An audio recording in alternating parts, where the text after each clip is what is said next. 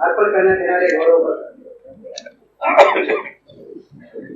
पश्चिम महाराष्ट्रातील वृत्तपत्र क्षेत्र राजकीय, सामाजिक, शैक्षणिक आणि सांस्कृतिक क्षेत्रात स्वतःच्या अविरत अथक खडतर जीवनाने स्वतःच्या कर्तृत्वाची मुद्रा उठविणारे निगर्वित निरपेक्ष वृत्तीचे पुढारीकार श्री गोगो जाधव एका विशिष्ट कालखंडाच्या चारित्र्यशुद्ध पत्रकारितेचे प्रतीक आहे. त्यांच्या प्रदीर्घ पत्रकारितेने पश्चिम महाराष्ट्रात प्रभावशाली संस्काराचे एक समर्थ असे जनमत तयार केले. त्यांनी काळाची पावलं ओळखून आपल्या वृत्तपत्रीय कारकिर्दीत नव्या जाणीवेची जागृती, नवप्रबोधन, नव्या मूल्यांची प्रतिष्ठापना करण्यासाठी अखंड साधना केली. बहुजन समाजाच्या सर्वांकष उत्थापनासाठी तळतळीने आणि संयमशीलतेने लिहित राहिले. ध्येयवादी, अजात शत्रुत्वाची निपक्षपाती निर्भय पत्रकारिता कशी असते ते त्यांच्या संपन्न व्यक्तिमत्वातूनच शिकावे. समाजाला समृद्ध योगदान देणाऱ्या श्री गोगो जाधव यांचा जन्म 4 मे 1908 रोजी ऐतिहासिक वारसा असलेल्या गगनबावडा या जाहिरीच्या गावी झाला. पण घराणं कोल्हापूरचं, श्रमिकाचं, बालपणात गरिबीची सोबत गळाक्षरांचा श्री गणेशा कोल्हापूरच्या शाळेत झाला. पण 7वी पर्यंतचे शिक्षण गगनबावड्याच्या लालबागेत झाले. इंग्रजी 3री पर्यंत कशी तरी वाटचाल झाली. घरच्या गरिबीमुळे त्यातही खंड पडला. मात्र त्यांचे मन ज्ञानासाठी तळमळत राहिले. खूप वाचायचा छंद लावून घेतला. ते स्वतःचे गुरु झाले, स्वतःलाच घडवू लागले. बालवयातच शिवाजी मराठा पासून ते केसरी मराठा पर्यंत वृत्तपत्रांचे वाचन मनन करू लागले. लेखनाची आवड निर्माण झाली. त्यांनी निर्वाहाकरिता महिन्याला 10 रुपये पगाराची शिक्षकाची नोकरी पत्करली. पण ती एकाच दिवसाची ठरली. पुढील आयुष्यात मात्र ते कायमचे पत्रकारितेच्या रूपाने समाज शिक्षक बनले. त्यावेळी मुंबई विधिमंडळाचे सदस्य भास्करराव जाधव यांचा प्रेरणादायी सहवास त्यांना लाभला. जानेवारी 1928 मध्ये भास्करराव जाधवांच्या मार्गदर्शनाखाली केशवराव जयदेव दिनकरराव जवळकरी यांनी मुंबईहून कैवारी वृत्तपत्र सुरू केले. श्री गोगो जाधव यांना कैवारीशी सहभाग प्राप्त झाला. वृत्तपत्रीय लेखनाचे, मांडणीचे आणि संस्थापूर्ण व्यवस्थापनेचे कौशल्य आत्मसात झाले. याच काळात अच्युतराव कोल्हटकर, मामा वरेरकर, गोगर आंगणेकर या जाणत्या मुलींच्या निकट सहवासाचा सुयोग आला. जीवनाच्या चिंतन कक्षा विशाल बनत केल्या. ते केवळ अक्षरांच्या पेरणीमध्येच विसावले नाहीत. मुंबईतील सामाजिक, राजकीय व कामगार चळवळीत सक्रिय सहभागी झाले. शरीर, दलित, शोषित, उपेक्षित, श्रमिक यांच्या समस्यांचे पीठ त्यांच्या मनात उतरले. आपल्या परीने युवक सभा भरवून डॉक्टर आंबेडकरांच्या काळारामंदी प्रवेशाला पाठिंबा व्यक्त केला. इसवी सन 1930 साली झालेल्या सविनय कायदेभंगाच्या चळवळीच्या वेळी काँग्रेसच्या वार काउन्सिलच्या अध्यक्षांच्या सूचनेनुसार श्री गोगो जाधव यांनी स्वयंसेवकांना गुप्तपणे निरोप देण्याची अवघड जोखीम पार पाडली. याच काळात गुजरातमधील कराड मतवाड येथे मिठाचा सत्याग्रह सुरू होता. त्यावेळी त्याचे महात्मा गांधींची भेट घेऊन मुंबईतील चळवळीची माहिती सांगितली. महात्मा गांधींनी दिलेल्या संदेश मुलाखतीद्वारे नवा काळमधून जनतेपर्यंत पोहोचविण्याचे महनीय काम केले आणि राष्ट्रीय प्रवाहापासून दूर असलेल्या ब्राह्मणेतर चळवळीला समाजाला राष्ट्रीय काँग्रेसच्या मुख्य प्रवाहात आणून सोडण्याचे ऐतिहासिक कार्यही त्यांच्या हातून घडले. ते प्रास्ताविकेची जबाबदारी कर्तव्य दक्षतेने पार पाडली.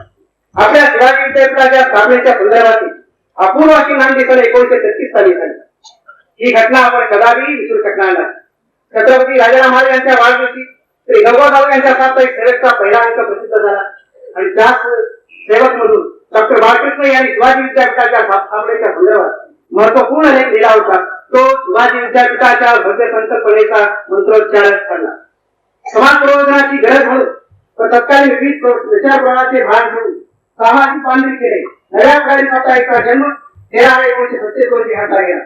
समाजाच्या विविध अंगावर प्रकाश करणाऱ्या विविध सत्रांचे त्यावेळी आयोजन थक्क करणारे होते.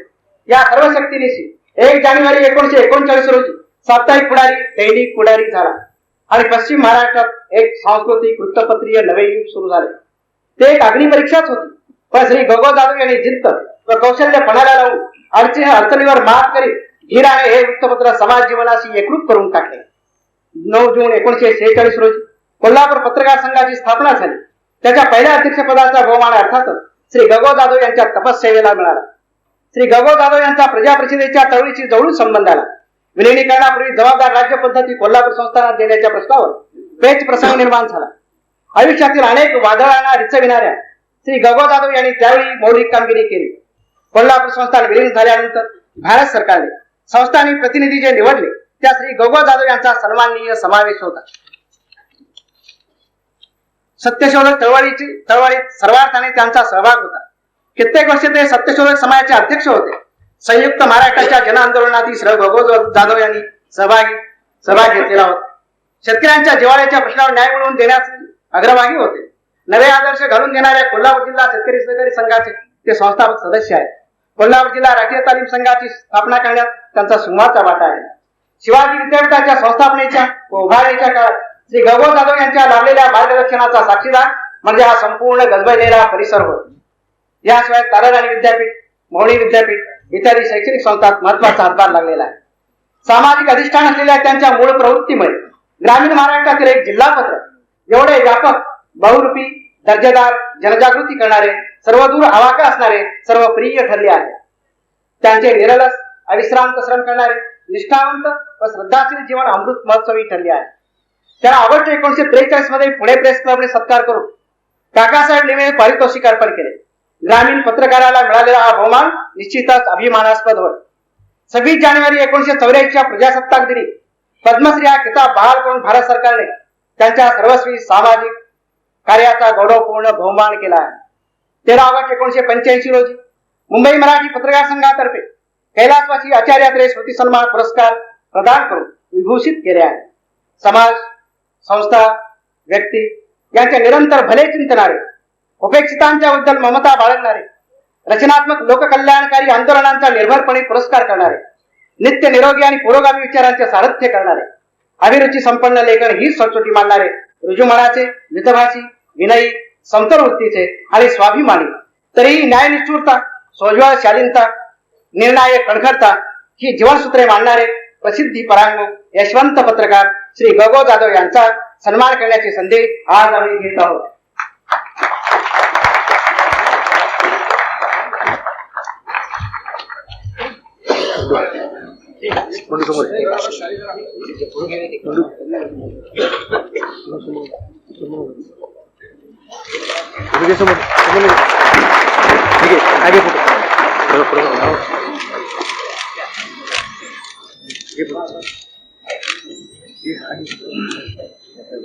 शिवाजी विद्यापीठाने पुढारीकार गगो जाधव यांना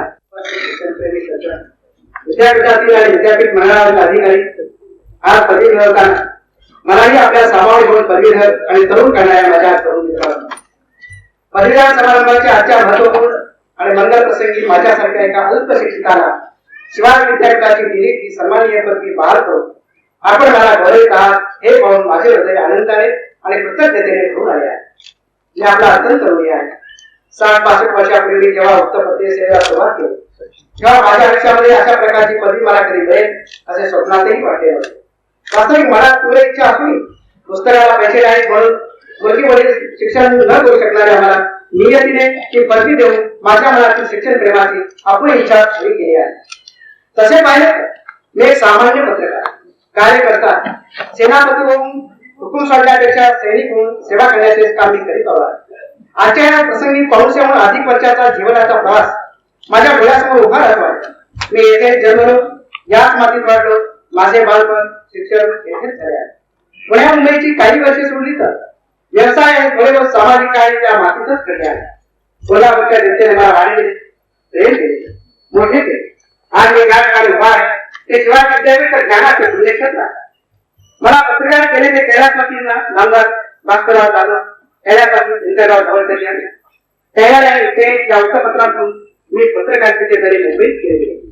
अच्युतराव गोंधळकर, मामा वरेकर, प्रबोधनकर, ठाकरे, पुराणे यांच्यापासून बरेच काही शिकलो. त्यातूनच कोल्हापुरात पुढारीच्या रूपाने एक थोर परंपरा निर्माण करू शकतो. याचे कारण महात्मा फुले, राजर्षी शाहू महाराज, डॉक्टर आंबेडकर यांनी सामाजिक मूल्यावर भर देऊन निर्माण केलेले वातावरण यातूनच महाराष्ट्रातील पत्रकारिता आकार आलेला आहे. पत्रकारांनी जनप्रबोधन, जनशिक्षण, जनहित, जनकल्याण आणि जनविकास करण्याची आपली वृत्ती सोडता कामा नये. निरक्षरता निर्मूलनास व सार्वत्रिक शिक्षण प्रसारात पत्रकारांनी योजनापूर्वक झटून हातभार लावला पाहिजे. देशात खऱ्या अर्थाने लोकशाही जीवननिष्ठ नागरिकांस निर्माण करून निर्भय व निकोप लोकशाही रोजविण्याचे कार्य पत्रकारांना करावयाचे आहे. विरोधी पक्षाचे विधायक कार्य डोळ्यात तेल घालून वृत्तपत्रांनी जागरूकतेने राष्ट्रीयवादीसाठी जाणीवपूर्वक करण्याची आवश्यकता आहे. सुराज्य, लोक कल्याणकारी राज्य, जातपात विरहित वर्गहीन असा समानतेवर पण चारित्र्यावर आधारलेला एक संत वेदातीत भारतीय समाज प्रस्थापनेची अखंड धडपड पत्रकारांना करावयाची आहे. येथे शिवाजी विद्यापीठ स्थापन व्हावे ही छत्रपती राजाराम महाराजांची तीव्र इच्छा होती. त्यासाठी तरुण वयातच आम्ही धडपड सुरू केली होती. आम्ही सेवक साप्ताहिक सुरू केले तेव्हा 1936 साली सेवक साप्ताहिकच्या सुरुवातीच्या अंकातून शिवाजी विद्यापीठाच्या कल्पनेसंबंधी त्यावेळी राजाराम महाविद्यालयाचे आचार्य आणि मराठी इतिहासाचे शोध अभ्यासक डॉक्टर बाळकृष्ण यांचा पहिला लेख आम्ही प्रसिद्ध केला. तेव्हापासून विद्यापीठाच्या स्थापनेपर्यंत अखंडपणे पुढारीतून आम्ही त्याचा पाठपुरावा केला. राजाराम महाराजांचे आणि येथील जनतेचे स्वप्न कैलासवासी नामदार यशवंतराव चव्हाण यांनी साकार केले. या विद्यापीठाच्या निर्मितीची आणि उभारणीची आमचं नातं हे असं आहे. विद्यापीठ स्थापनेचा जो कायदा झाला त्यामध्ये मराठी भाषा व महाराष्ट्राचा इतिहास यांच्या अभ्यासाला आणि संशोधनाला अग्रक्रम दिला जाईल असे म्हटले होते. कारण या परिसराला एक संस्कृती आहे आणि तेजस्वी विद्यार्थी आहे. तो प्रकाश सांगण्याचे आणि लोकांना सांगण्याचे काम विद्यापीठाने करायला हवे. महाराष्ट्रातील कोणत्याही विद्यापीठामध्ये मराठी शुभेच्छा होता कामा नये. मातृभाषा हे शिक्षणाचे नैसर्गिक आणि प्रभावी माध्यम आहे. सर्व स्तरावरील अभ्यासक्रमामध्ये मराठी भाषेला अग्रक्रम असला पाहिजे, तो अनिवार्य असायला हवा. याबरोबर प्राथमिक शिक्षणाचा सार्वत्रिक प्रसार पण त्याची गुणवत्ता याकडे कटाक्षाने लक्ष देणे आवश्यक आहे. कारण सरकार प्राथमिक शिक्षण हा सर्वच पुढील शिक्षणाचा आणि प्रगतीचा पाया आहे. प्राथमिक शिक्षणाचे अनन्यसाधारण महत्व जाणूनच महात्मा ज्योतिबा फुले, नामदार गोपाळकृष्ण गोखले आणि राजर्षी शाहू छत्रपती यांनी सार्वत्रिक आणि सक्तीच्या प्राथमिक शिक्षणाचा आग्रह धरला होता. आपली लोकशाही सुजाण आणि लोकोप व्हावी यासाठी सरकार प्राथमिक शिक्षणाची फार गरज आहे. या संदर्भात सर्वसामान्य पालकवर्गातील जरूर ती जागरूकता येण्यासाठी शिवाजी विद्यापीठातर्फे विविध उपक्रम हाती घेण्याचे प्रयत्न होत आहेत. याचे मी स्वागत करतो. मी आपल्याला नम्रपणे सांगू इच्छितो की आता सन्मान माझ्या एकट्याचा मुळीच नाही. मी निमित्त मात्र आहे. 154 वर्षाच्या असीम त्यागाच्या, धैर्याच्या, शौर्याच्या, जनसामान्यांच्या चळवळीच्या, स्वातंत्र्य प्राप्तीसाठी दयदंड सोसून या अग्निदिव्यातून थोड परत परंपरा प्रस्थापित केलेल्या अभिमानास्पद अशा मराठी पत्रकारितेचा हा सन्मान आहे. मला साथ देणारे ज्ञात अज्ञात मित्र, सहकारी, कर्मचारी आणि वाचक वर्ग यांचा हा सन्मान आहे. आपल्या प्रेमाने आणि सदिच्छाने मी भारावून केलो आहे. या प्रसंगी मी अधिक काही बोलू शकत नाही. आपण बाहेर केलेली पदवी मी अत्यंत नम्रतेने आणि आदराने स्वीकारतो. मी आपल्या सर्वांचा अत्यंत ऋणी आहे, आभारी आहे.